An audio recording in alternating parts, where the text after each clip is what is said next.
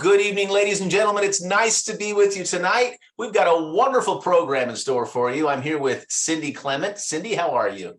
I'm doing great, Craig. Nice to be here. Good. It's good to be with you. As you all know, Cindy is an acclaimed speaker, published author, nutritionist, herbalist, adjunct professor. She teaches the doctors about nutrition. In fact, you just told me that you closed your practice. You've been working with right alongside an MD for years and years, haven't you? 30 years, yep. Yeah. I bet that was bittersweet, I'm sure. Oh, I sobbed and sobbed, but it feels good, and yet it's quite sad at the same time. It's crazy. Yeah. Well, we want to make sure everybody knows about her book, Your Body's Environmental Chemical Burden. It's won lots of awards, something that you should definitely check out. Cindy tonight is going to talk all about MTHFR and understand. Oh my goodness, it looks like a curse word, doesn't it? I know, every time I see that, I think that, but it's not, thank goodness. No, we're not going to discuss curse words tonight. It's just missing a few letters, but Craig, this is a genetic mutation that was discovered when they were putting together the Human Genome Project.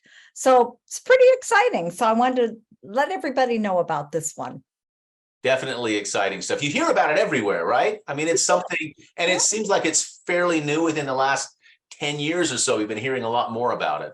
We, Dr. Linkner and I started testing patients for it almost 20 years ago, because he's always ahead of everything else, always ahead of everything else. So, we've been doing this for a long time, and it really is a really interesting topic. Well, tell us all about it. Take it away. Let's do it. Thanks, Craig. So good evening, everybody. And again, I'm really excited to share this. Many of you are probably familiar with it by this time, but some of you may not be. And so what the MTHFR gene is it provides instructions for the body to make an enzyme. And if you look at the bottom of the screen, the enzyme and the gene have the same name, and it's methylene. Oh, goodness. And I've said this 8,000 times. Methylene tetrahydrofolate reductase. And that's why we have an acronym for it, because it's a tongue twister. But what this MTHFR is, it's a really important enzyme in the body, and it's necessary for something called methylation to occur. And what methylation is it's a metabolic process that switches the genes on and off. It also repairs DNA, and it does a lot of other really important things in the body. And methylation is tied to natural detoxification in the body, because it helps eliminate heavy metals and toxins through the GI tract in a rather timely manner. So all humans have the same set of genes, but we have variations in our genes, of course, and they're not only going to influence the way that we look, but also how our body reacts differently to external factors. So especially the foods that we eat and the lifestyle that we live. And we all in our genetic makeup have variations. They're called variations, they're called defects, they're called mutations. It's all the same thing. And all of us have that.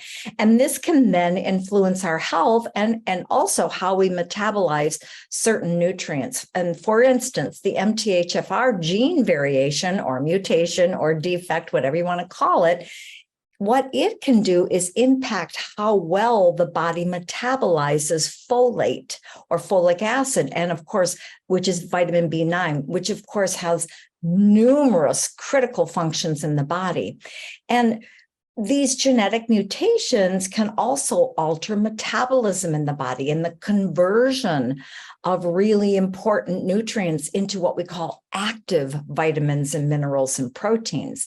And of course, these mutations can also alter our hormone and neurotransmitter levels in the body. And so think about it.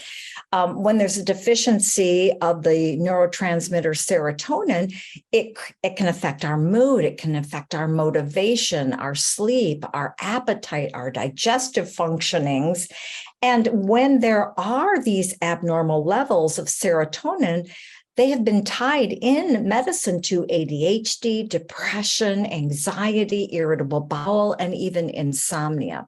So the MTHFR mutations, they affect every person differently. So when we talk about the symptoms in a little bit, you'll see this huge list of symptoms, but remember, the genetic variation, mutation, defect, it affects everyone differently. And it can range from hardly any noticeable symptoms at all to, while at other times, to these really serious or long-term health problems such as Alzheimer's or cardiovascular disease, autism, or even autoimmune disorders.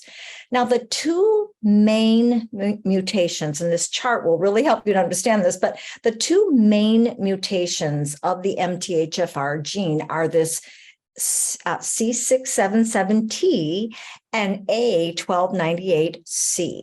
Now, roughly 30 to 65% of the population carry a mutation in the MTHFR gene that's been passed down from our parents. And now, if both parents pass on a healthy gene, you won't have a mutation at all. But what this image helps you to understand is kind of make sense of the whole concept. You can see the little smiley faces and the colors. So you can see if you're healthy, it's green and there's the 4 smiling faces. If you just have one mutation, you'll see that there's a face and 3 happy faces. You're never going to notice that. Really, you're not. If you just have one and sometimes even 2 mutations, you're never going to notice it. However, it's when you get into that orange color on this chart where we've got 3 faces going, or in the 4th, in the red zone, where all 4 of them. These are the people that have such a difficult time with their health. And before this was really talked about 15 years ago, it was never understood why people had these reactions. So again, I want to point out that most people are in these other categories, in the green, the light green, and even into the yellow. And really, their mutation remains unaffected. And again, for some of the other people with this enzyme deficiency, remember, the gene makes the enzyme that we need for many things in the body. When we have this MTHFR deficiency, the efficiency of that enzyme can drop anywhere between 30 and 70%, again, depending on the variation.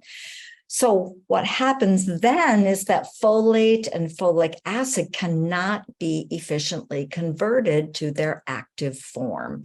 So again, we've got this, let me go back to this one. When we have the C677, these mutations when they did this human genome project, they found that the top mutation here, the C677, they're tied to cardiovascular problems, elevated homocysteine levels, stroke, migraines, miscarriages, and then neural tube defects in the baby. Whereas the 1298C, those mutations are tied to higher levels of fibromyalgia, IBS, fatigue, chronic pain, schizophrenia, and other mood-related disorders. So what are the MTHFR mutation symptoms? And again, remember, most people won't even know they have this. But for the people that live in that orange and that red area, which, by the way, you can have that tested in a blood test very easily, no fasting involved. They simply look at the genes and determine how many of the mutations you have. So if you're in the 3 to 4 mutations in those genes, you're going to show more of these symptoms. So higher homocysteine levels, a folate deficiency. Sometimes people have had 1 or more miscarriages. They've got long-standing gastrointestinal issues, autoimmune diseases, long history of anxiety or depression. Now, again, does this mean that you have a variation if you have these things? Well, not necessarily. But to be sure, these mutations can, as I mentioned, can be easily checked in a regular blood test. So let's There are, well, let me go back because is it on there? Well, maybe it's not on there. There are other things that the research has shown that can contribute, the MTHFR can contribute to these other symptoms. And the researchers aren't really entirely sure which disorders or diseases are from that MTHFR mutation, but they do know that the symptoms that I'm about to share with you follow people with that genetic mutation. So in other words, you could have autism, ADHD, and Down syndrome, but not have this mutation. But when you start to look at the list and you go, oh my gosh, I've got that, I've got that, I've got that, I've got that, that's when it might be a good idea just to get tested. So some of the other things, depression, anxiety, bipolar disorder, schizophrenia, spina bifida, autoimmune disorders, addictions, whether it's alcohol or drug dependence, for example, chronic fatigue and pain disorders, heart problems, cardiovascular, all that with strokes, and your good cholesterol's too low and your LDL cholesterol's too high, and you've got too high a homocysteine level, and hormonal problems or fertility problems, polycystic ovarian syndrome, miscarriages, pulmonary embolisms, fibromyalgia, migraines, diabetes, digestive and intestinal issues, Parkinson's disease, Alzheimer's disease, all kinds of issues with pregnancy. So it's really quite an extensive list, and something to consider when you're working with someone and that we just can't seem to get to the bottom of what's wrong with them. They just might have this deficiency. Now, there are things that will make that MTHFR mutation symptom worse. So again, you might not notice the symptoms or you have those symptoms. What makes those symptoms worse are, of course, eating a poor diet, malnutrition because you've got digestive or small intestinal disorders, leaky gut or poor absorption in the small intestines. An imbalanced gut microbiome can make it worse. High amounts of stress, using alcohol or drugs, toxin exposure can make it worse, as well as folic acid enriched foods, which we'll talk about in just a moment. Well, let's talk about it now. Why wait, right? So folic acid is the conventional supplement for treating, vitamin B9 deficiencies. They also use it to lower homocysteine levels. And they also use it in pregnant women, as you know, in great amounts to reduce the incidence of birth defects and neural tube defects. It's so effective that the addition of folic acid back to flour, back to processed cereals and crackers is now mandatory in Australia, the United States, Canada, and several other countries. But folic acid is a big problem for people with MTHFR deficiencies because they don't metabolize folic acid well. So what happens then is this folic acid that's been added to processed foods cause a buildup in the body that leads to a toxicity. And even several studies have shown that when this folic acid builds up in the system, it can also increase the risk of cancer. So since folic acid can't be converted to a usable form, it also raises levels of homocysteine. Then it also affects the conversion of glutathione. And remember, we've talked about that before. Glutathione is, I'll say, the great grandmother of all antioxidants. It is a very potent antioxidant, which the body needs to eliminate waste. So folic acid becomes an even bigger problem when you consider that the recommended daily intake of folic acid is 400 micrograms, and in pregnant women, it's 1,000 micrograms. But in this unmetabolized folic acid can already appear in the blood of people with MTHFR defects when they consume just 200 micrograms per day. So in my mind, every pregnant woman should be tested. Now, this is just my mind, but that every pregnant woman should be tested for this before she takes all that folic acid to make sure her body can convert it.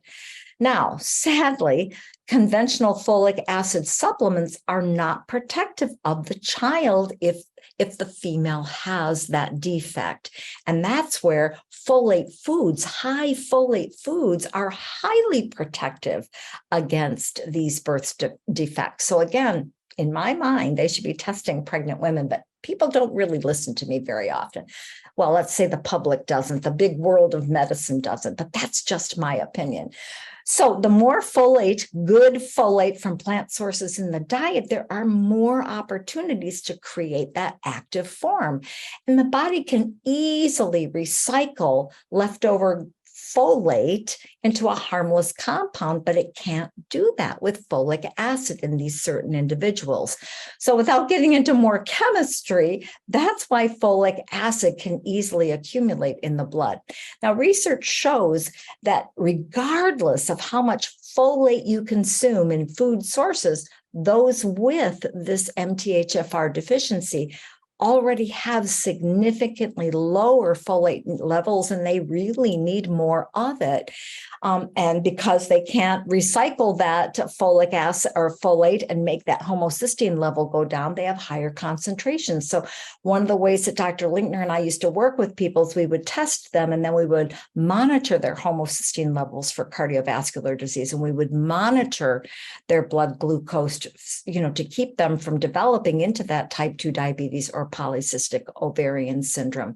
Now, remember, homocysteine is just an amino acid that's linked to a wide range of health problems and can be an independent risk for heart disease and stroke and other forms of cardiovascular disease. Remembering that the MTHFR enzyme is important for converting that homocysteine into another amino acid called methionine. And the body uses methionine for proper metabolism. It uses it to balance its cholesterol levels. It uses it for muscle growth. It uses methionine for that glutathione creation.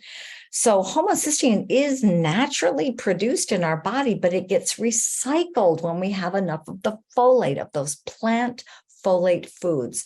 So a lack of that active folate, of course, then leads to all this increase in homocysteine and other types of cardiovascular issues.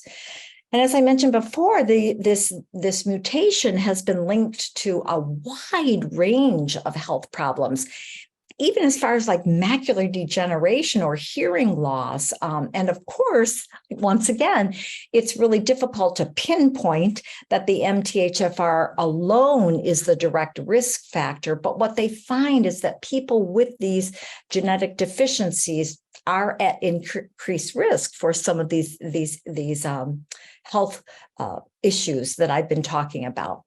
So now, as I mentioned before, those with the MTHFR gene defect have an impaired ability to eliminate toxins. So as much as possible, they need to avoid those plastics and antibacterial soaps and chemicals in their personal care products and their cleaning products and scented candles and all of these things which can release these harmful chemicals.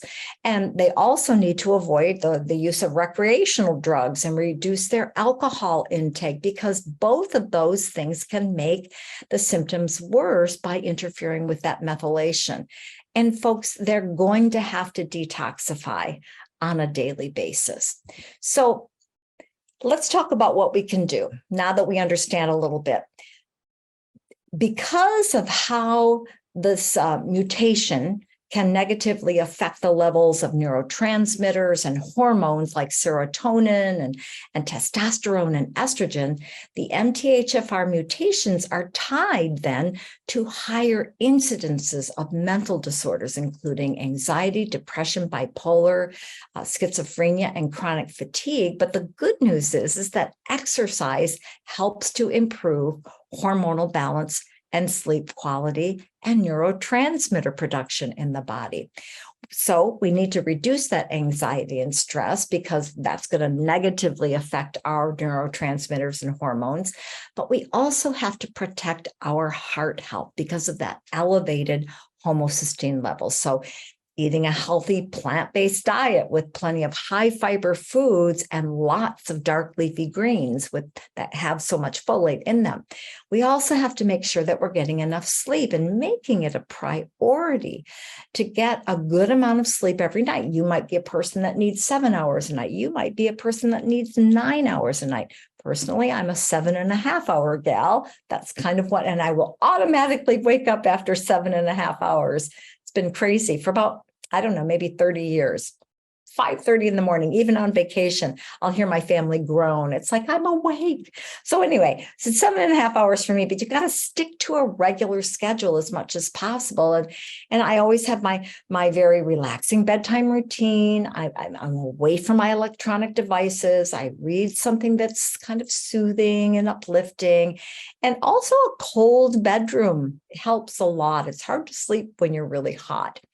Now, as I mentioned, those with that MTHFR deficit, a mutation, variation, whatever you want to call it, they have to avoid folic acid supplementation and folic acid enriched foods. Remember, folic acid is the synthetic form of folate, and it cannot be used by people with this deficit. And in fact, it can be very toxic to these individuals. So just as an example, we were talking about how they want us to have 400 micrograms of folate a day. And if you're pregnant or nursing, 1,000 a day. 1 cup of enriched rice has 300 micrograms of folic acid in it. Macaroni, a cup of macaroni is almost 200, a cup of spaghetti. So pasta noodles, remember, they put it in flour, they put it in macaroni, crackers, breads. And that's how they did stop the problems with neural tube defects in young children. But again, now we've got this other group of people that cannot tolerate it. So the idea then is you have to read the labels. You have to check the food labels. You have to look for folic acid or the word enriched. And then you'll know that that's something that people need to avoid. Now, nature's folate is an active folate. So food sources, of course, include legumes, whole grains, fruits, and dark leafy vegetables. So we wonder, where can we get those from? Well, Touchstone Essentials always has the answer. So where do we get the legumes that we need?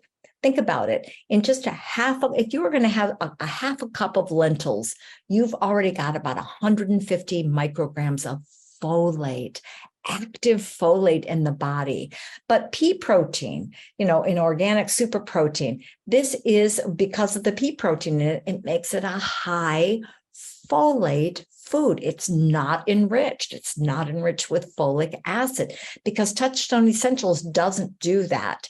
They have food-based products. They don't put these synthetic vitamins in them, which is such a blessing.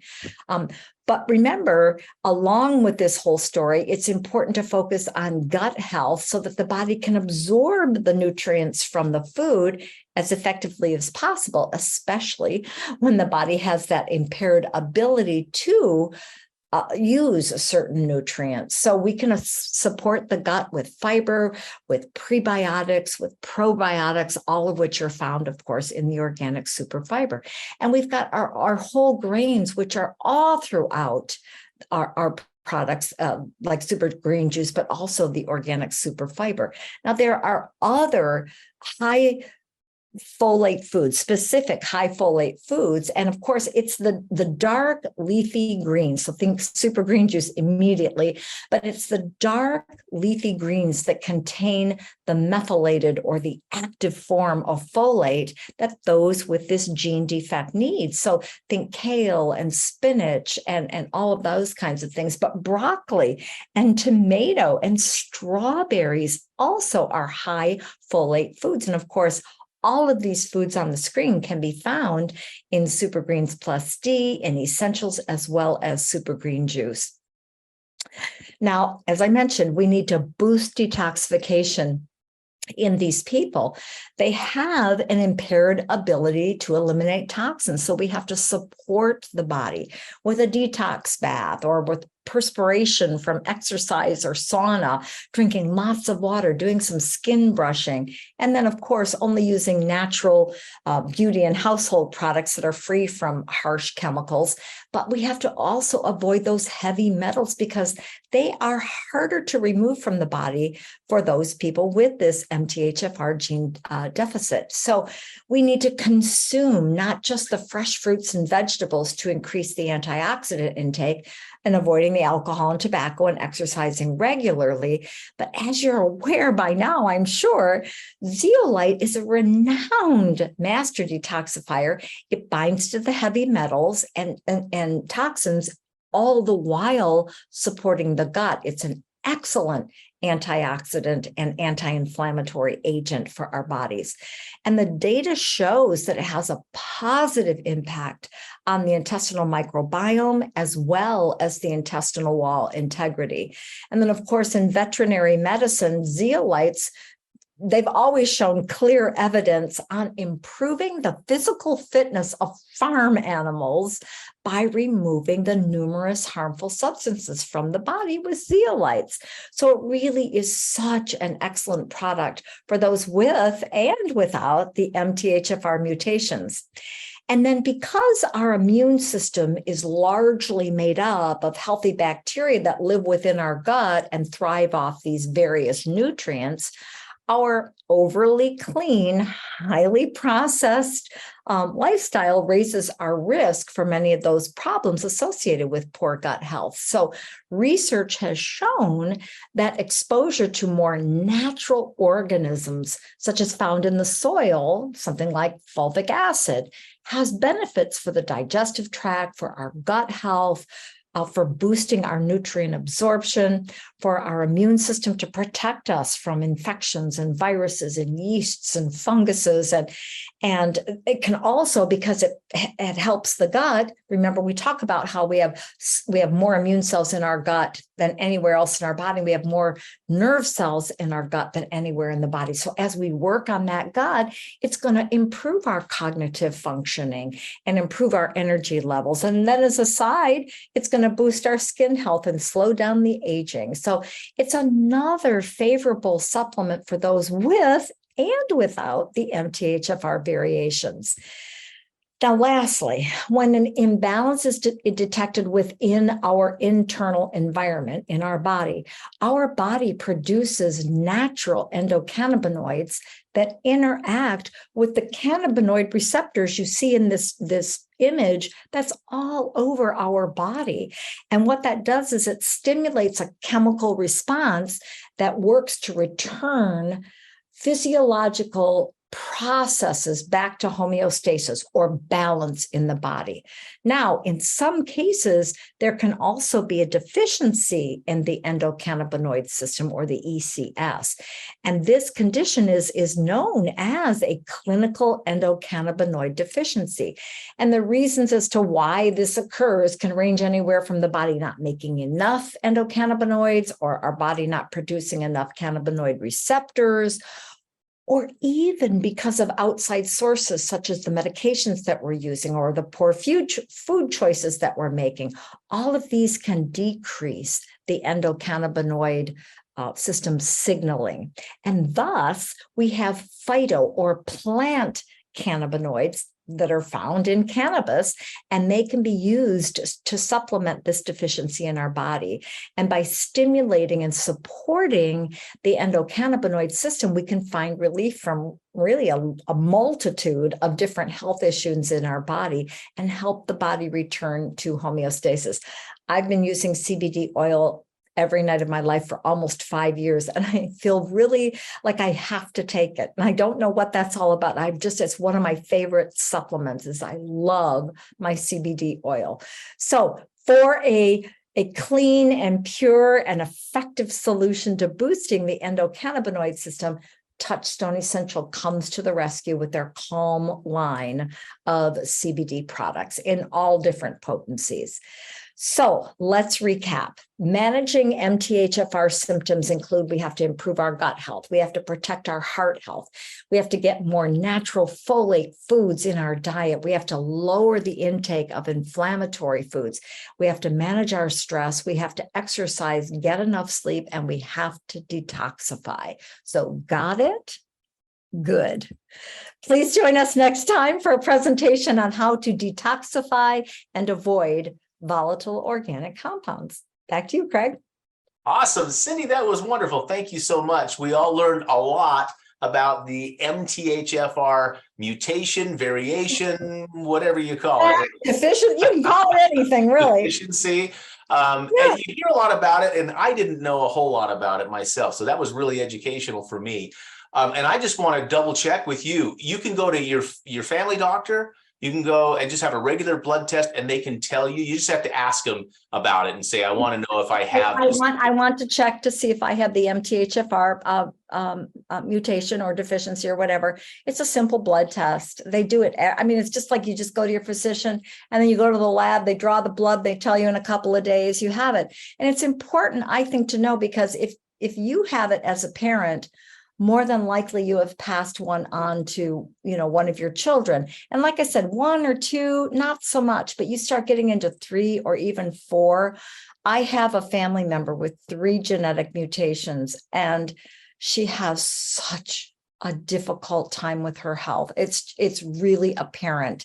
And she never had her parents never did the test, but Dr. Linkner is her physician. So I said, we got to test her, Lev. And he tested her, and it came out that she had 3 out of 4 deficiencies. So, yeah. Okay. Well, good to know. That's very good to know. Thank you so much. And ladies and gentlemen, thank you for being here tonight. We'll see you next time.